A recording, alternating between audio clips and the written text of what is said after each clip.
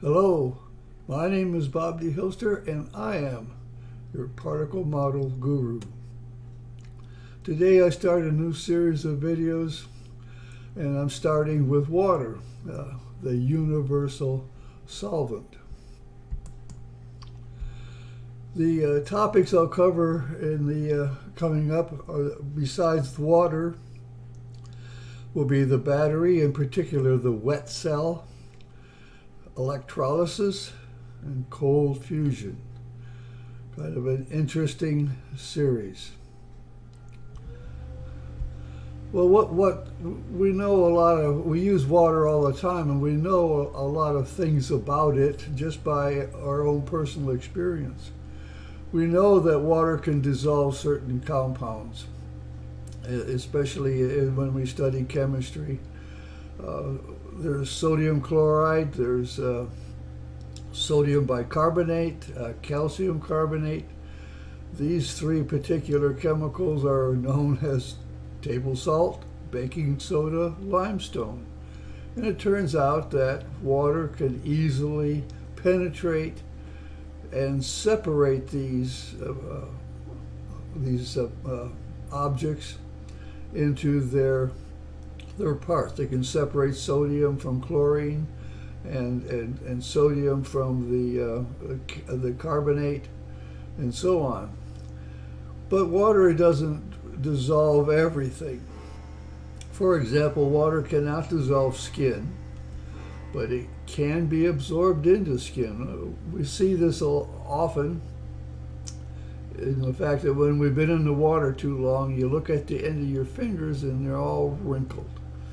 Yeah, the skin has absorbed water and it's caused the fingers to wrinkle, but it doesn't dissolve the skin.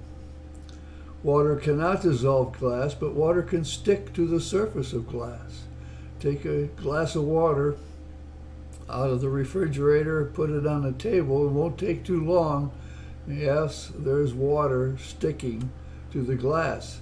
It probably penetrates to a degree, and it stays there.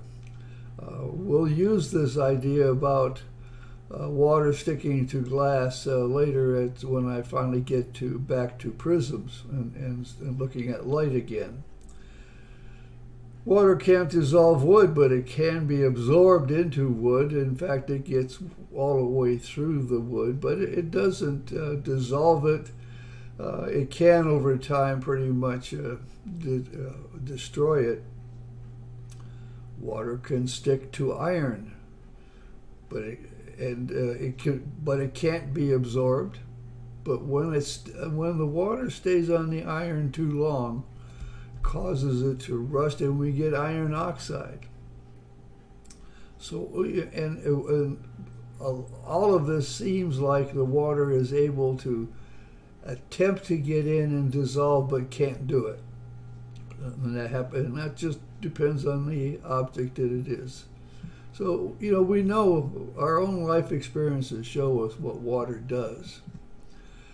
Now, today's explanation of sodium chloride in water, we're told that the polar water molecule, which is hydrogen, which is a plus, and oxygen, which is negative, that's what makes it polar, allows water molecules to form bonds together with one another, both the oxygen and the hydrogen forming the molecule, and molecules binding together as well.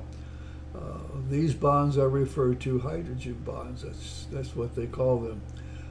Water seems to pretty much hold together pretty well. We see that when the water on the glass bubbles up, it's a round surface called surface tension. There seems to be a way for these things to bind together.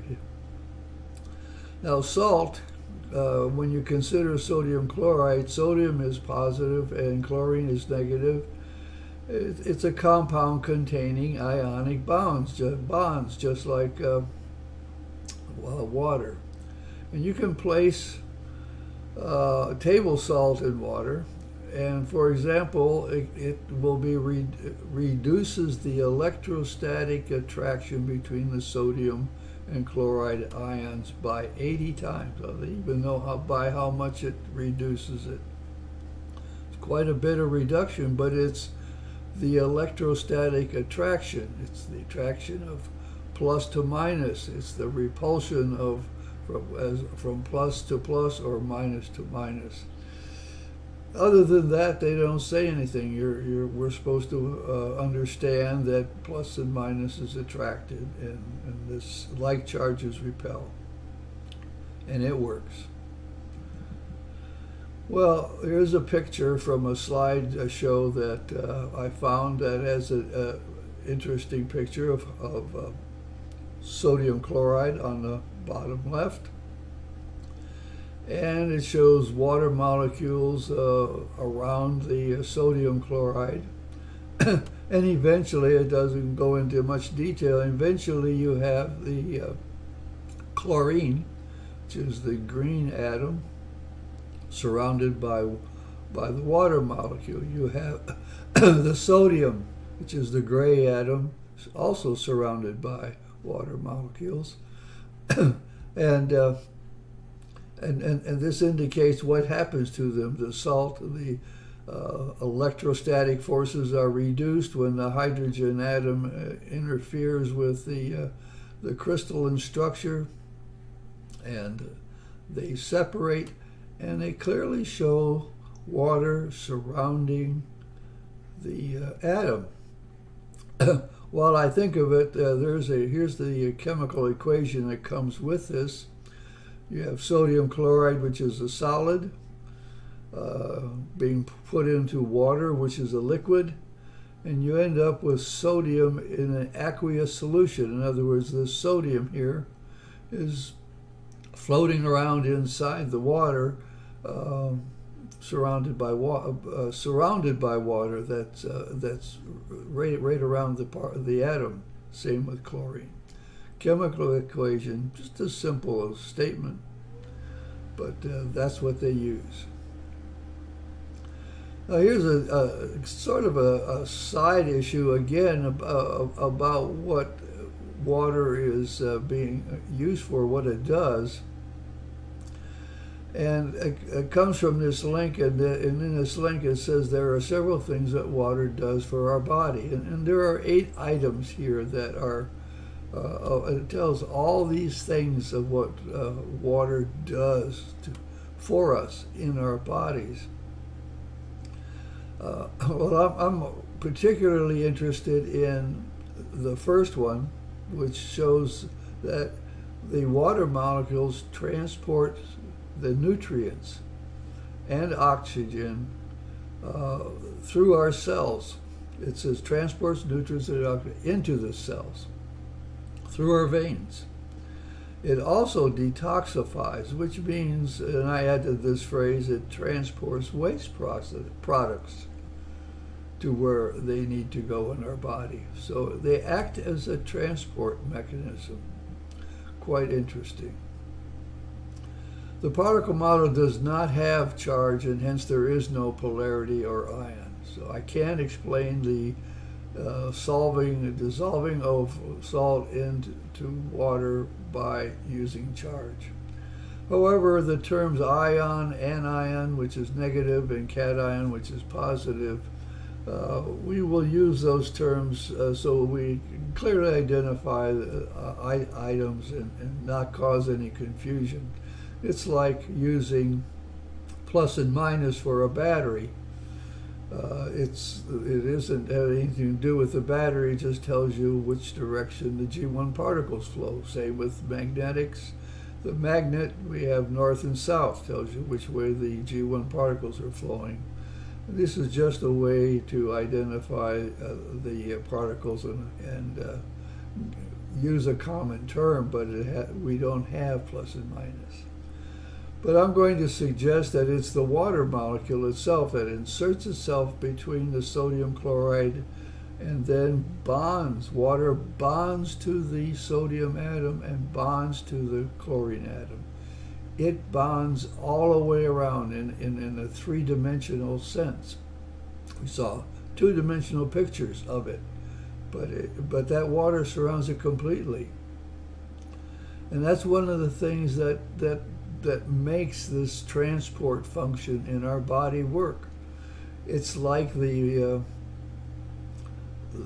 oxygen, the red blood cells, and all those things are surrounded by water.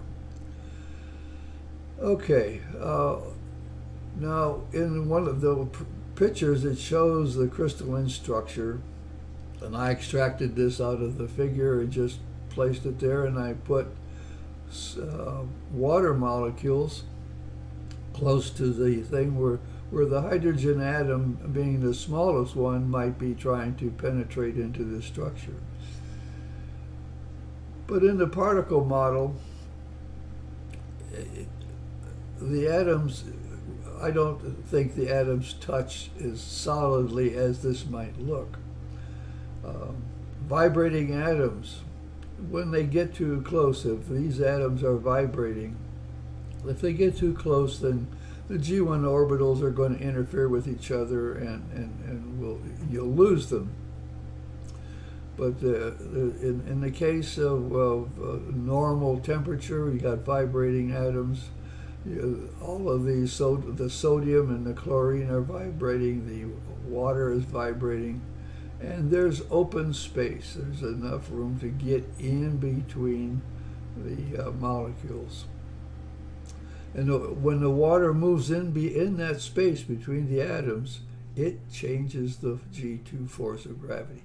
It's the G2 force of gravity that's holding the sodium chloride together.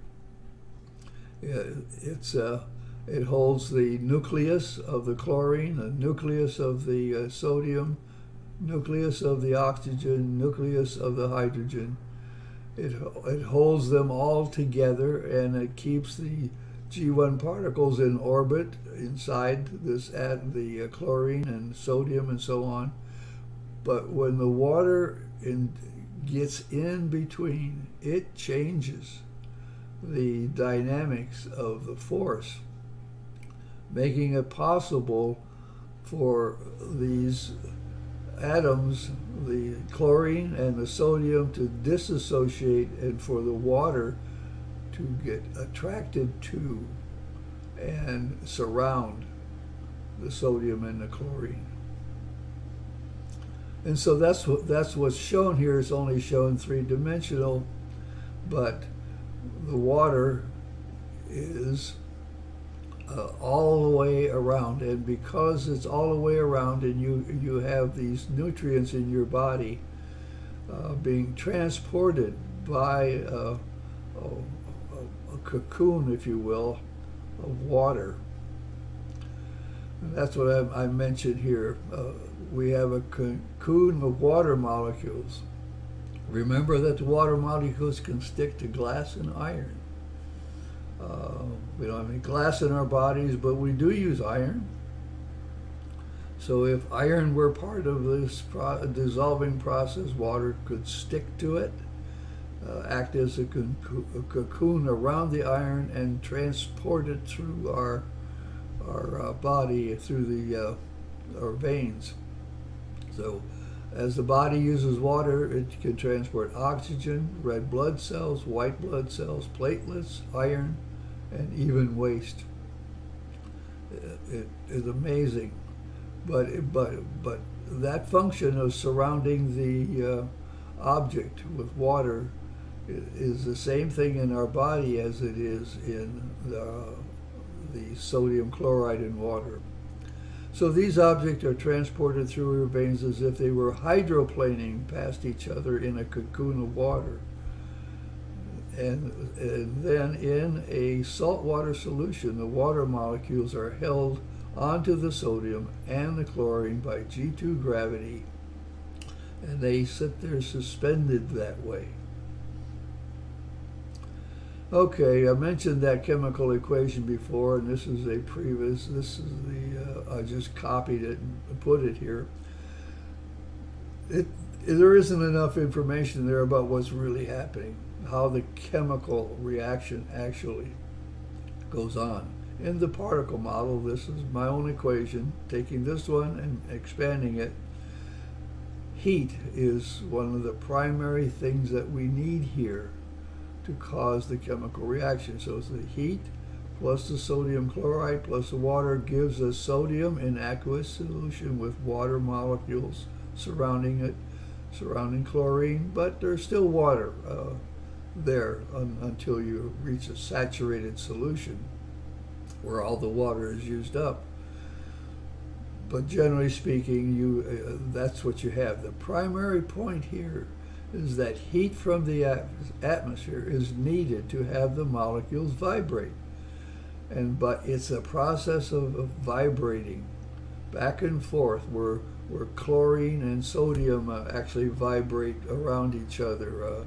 Sodium chloride atoms in a crystalline structure are vibrating, and they open up space and close up space so that the water molecule can get in there and interfere with the G2 gravity or restructure the G2 gravity, allowing the sodium atoms to separate, sodium and chlorine to separate.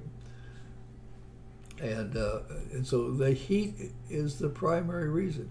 Heat is what causes the chemical reaction. If there is no heat, there is no chemical reaction. Absolute zero, there should be no chemical reaction. There's no way for the water to move into the space between and around sodium chloride. So heat is very important. Otherwise, things don't, the chemical reaction doesn't happen. So let me talk a little bit about the dynamics. With heat, the ions and water are constantly vibrating and moving. With a nearly saturated solution, that is one that has got almost an equal amount of sodium chloride and water that all matches together and it can't accept any more salt, sodium chloride, there is an ongoing process of dissolution and precipitation. This depends on the heat, it depends on the physical position of the ions and the salt and the water molecules. There's a dynamic thing going on there all the time.